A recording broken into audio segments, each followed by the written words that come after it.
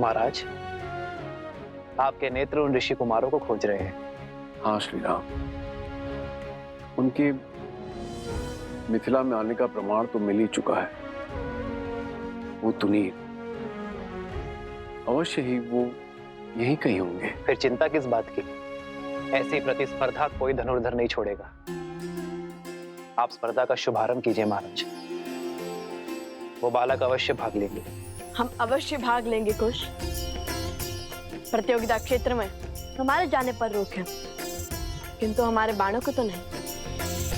महाराज जनक ने प्रतिस्पर्धा के आरंभ का आदेश दे दिया है, तो पहली प्रतियोगिता है जो इस पक्षी को धरा पर ले आएगा वो होगा पहले चरण का विजेता।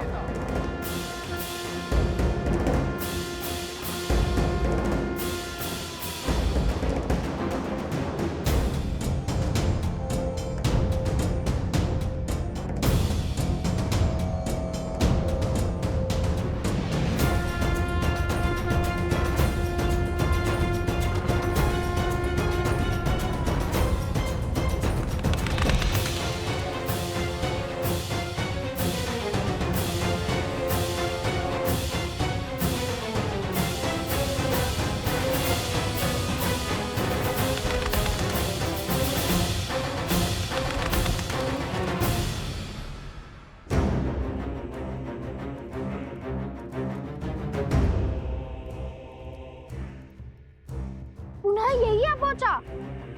वहां जाता हूँ जैसे आया था।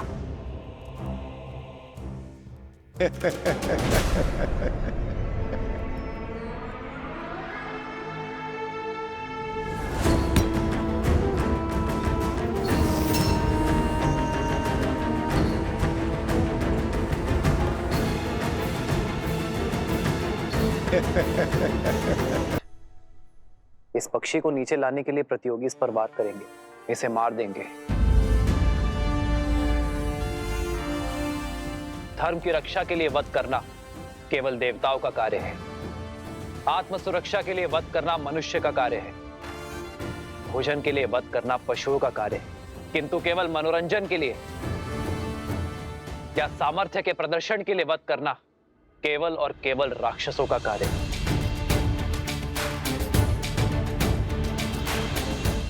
उचित कहा प्रभु, किंतु अब क्या किया जाए? इस पक्षी को बिना मारे भूमि पर लाना होगा। उसे आहत करना निषेध है। उचित कहा आपने श्री राम। मैं ये कैसे नहीं समझा। जिन ऋषि कुमारों की मुझे खोज है वो इस प्रतियोगिता में जीव हत्या कदापि नहीं करेंगे। भ्राता कुशाध्वज,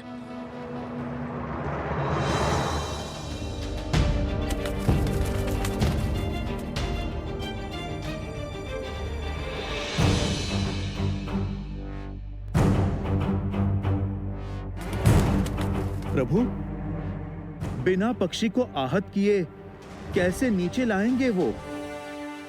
ये तो नन्हे बालक जान पड़ते हैं। इतनी बुद्धि, इतना विवेक होगा उनमें?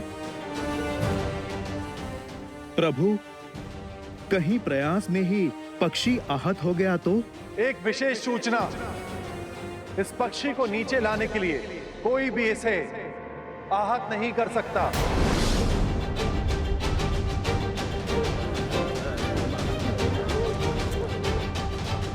अरे बिना वार किए नीचे कैसे लाएंगे?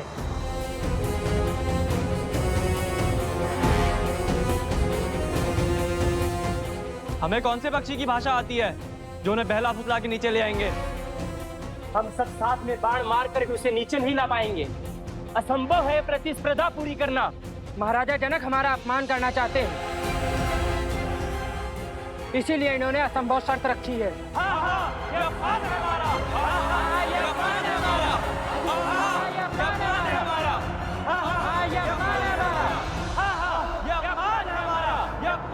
शांत हो जाइए, शांत हो जाइए। हम कैसे शांत हो जाए? यह अपमान है हमारा।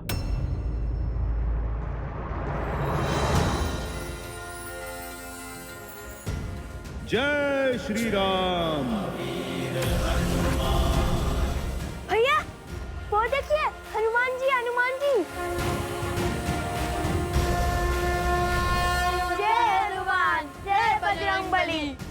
धन्य हो गए हम। पहले प्रभु श्री राम और अब हनुमान जी के भी दर्शन हो गए हमें। ऊपर माता सीता के दर्शन हो जाए।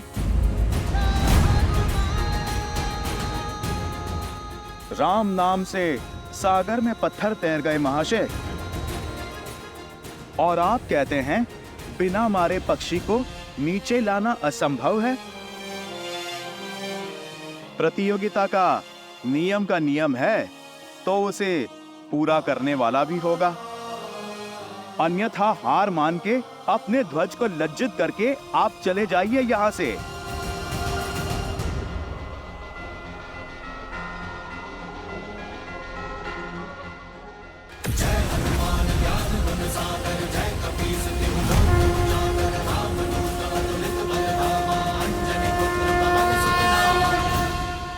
हम पक्षी को बिना आहत करे भूमि पर तो ले आएंगे, किंतु ये केवल प्रथम चरण है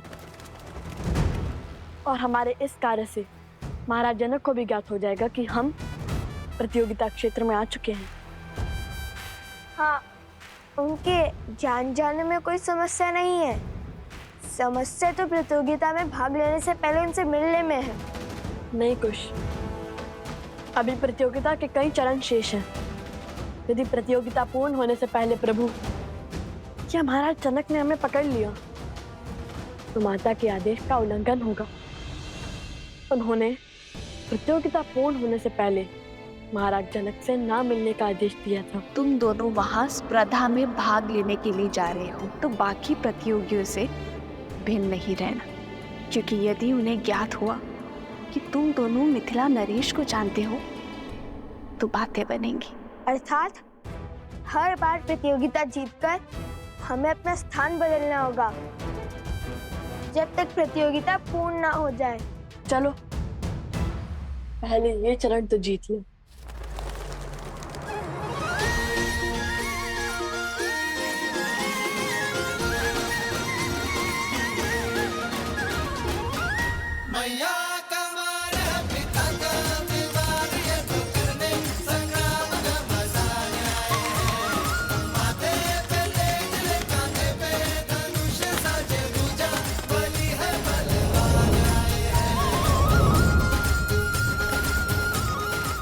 अभी नहीं कुछ, उसे तनिक हमारे महाराज के निकट तो आने दो।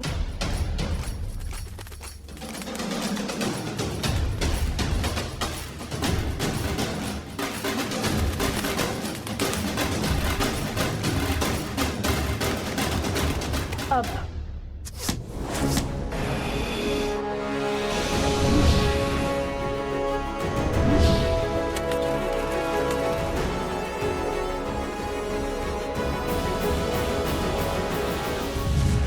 वो देखिए तीर।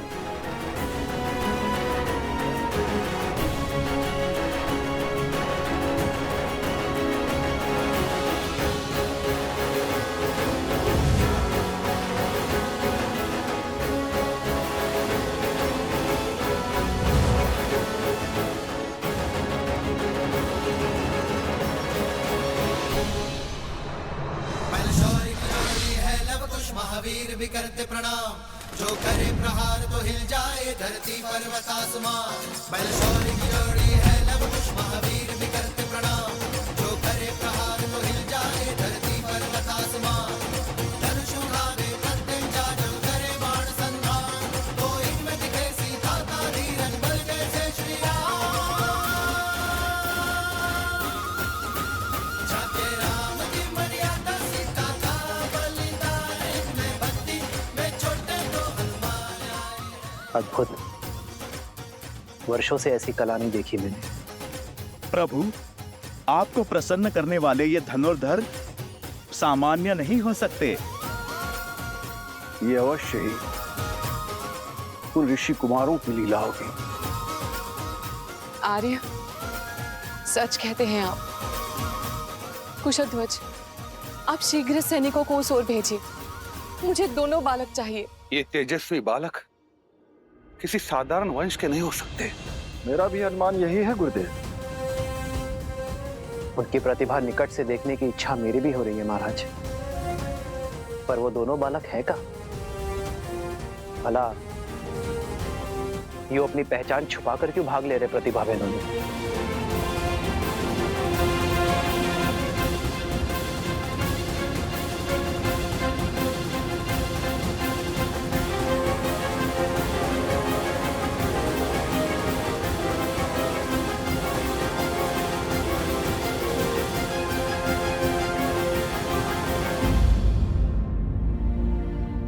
मुझे पूर्ण विश्वास है कि ये वही वीर बालक है, किंतु ये चुप चुप किस प्रथा में भाग क्यों ले रहे हैं? उन बालकों को खोजना चाहते हैं तो प्रतिस्पर्धा आगे बढ़ाइए महाराज। जिन्होंने पहले चरण में अपना शौर्य दिखाया है वो दूसरे चरण में भी अपनी उपस्थिति अवश्य दिखाएंगे। आनंद,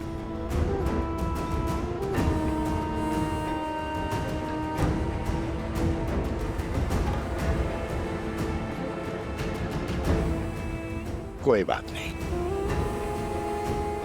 अभी कुछ देर में तुम्हारे मित्र प्रतिस्पर्धा जीत जाएंगे और तुम उनका सत्य सबके सामने उजागर करोगे। फिर हम दोनों उत्सव मनाएंगे।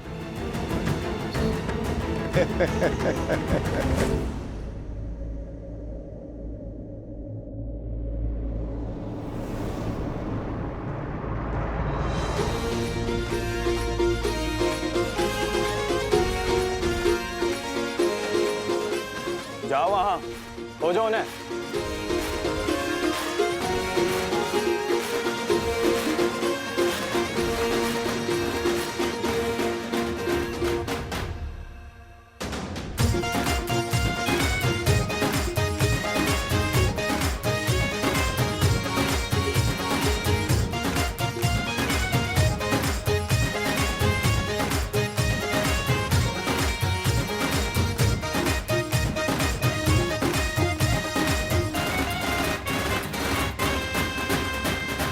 यदि माता के आदेश की बेड़ियां ना होती तो अब तक प्रभु श्री राम के आशीष पा चुके होते, कदाचित माता सीता के भी।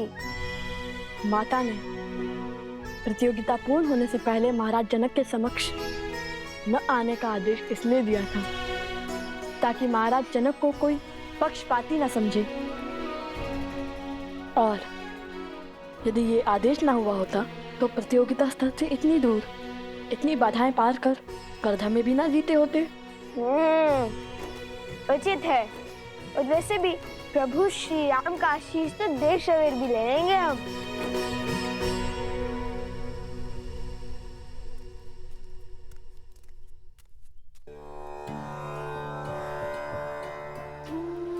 कितने सुंदर और अनोखे पुष्प हैं वन देवी, कहाँ से मिले? आश्रम के आसपास तो ऐसे पुष्प नहीं है। फाल्गु नदी से लौटते समय लवकुश लेकर आए थे।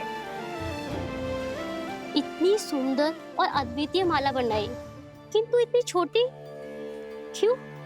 ये मेरे आराध्य के लिए, जिनकी मूर्ति मैं सदा अपने साथ रखती हूँ। ये लवकुश भी ना जब सामने होते हैं तो कोई ना कोई करतब कर मुझे चिंता में डाल देते हैं, और जब सामने नहीं होते तो किसी अनिष्ट का भय मेरी चिंता का कारण बन जाता है। तो सोचती हूँ किसी न किसी कार्य में अपना मन लगा लो। आज भी न जाने कैसी चल रही होगी उनकी प्रतिस्पर्धा। कहीं माता उन्हें देखकर सत्य न जान गई हो। तो अब समय आ गया है इस प्रतियोगिता के दूसरे चरण का आरंभ करने का। देखते हैं इस चरण में कौन जीतता है, वो जो हमारे समक्ष हैं या वो जो गुप्त हैं, जिनके केवल बाण ही हमारे समक्ष हैं। श्री राम, लवकुश की प्रतिभा को देखते हुए ऐसा प्रतीत हो रहा है कि इस प्रतियोगिता के स्तर को बढ़ाना होगा। आपके क्या विचार है?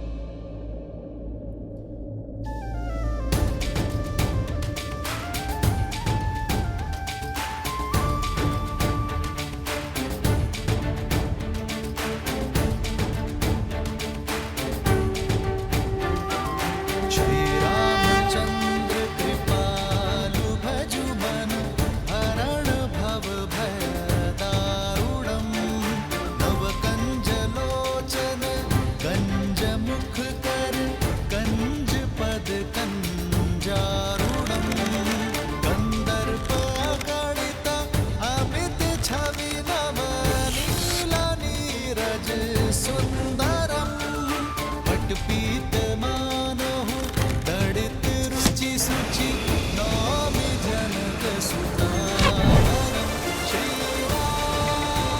श्री राम राम श्री राम। भूमि से जल और मन का पाप जब बाहर निकलता है तो उसके स्रोत को रोकना असंभव हो जाता है।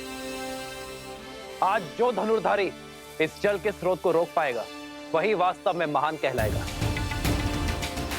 और इस चरण का विजेता भी।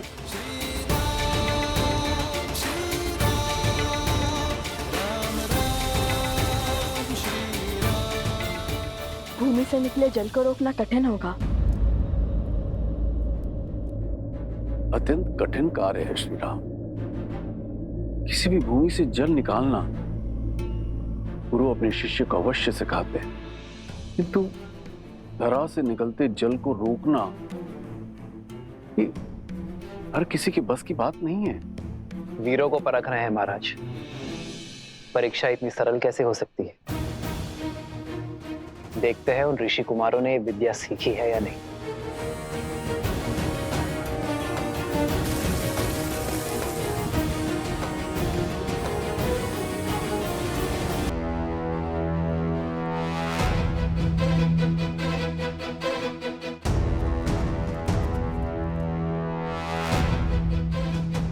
भैया, बिना माटी कंकड़ के इस धरती से निकलते जल को कैसे बंद करेंगे? असंभव।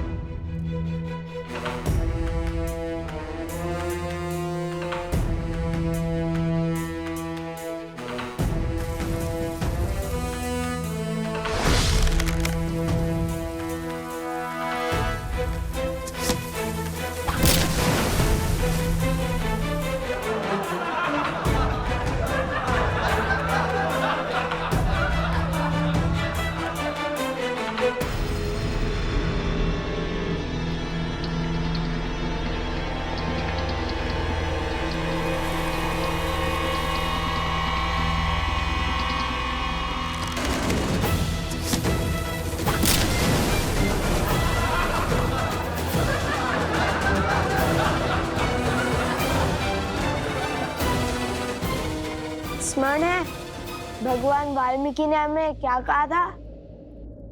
ईश्वर कोई कठिनाई ऐसे ही नहीं देता, इसका हल संभव ना हो।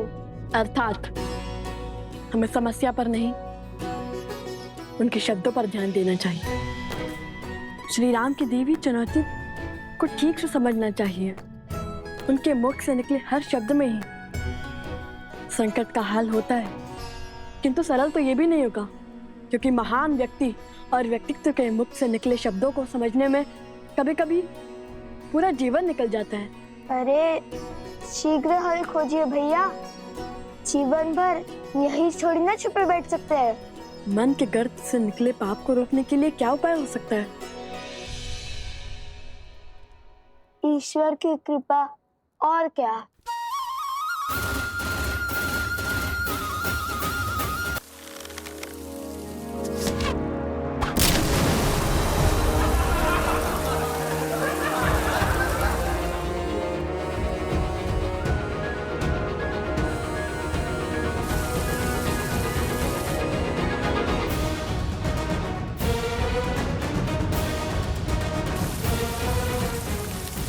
लो, मिल गया उपाय।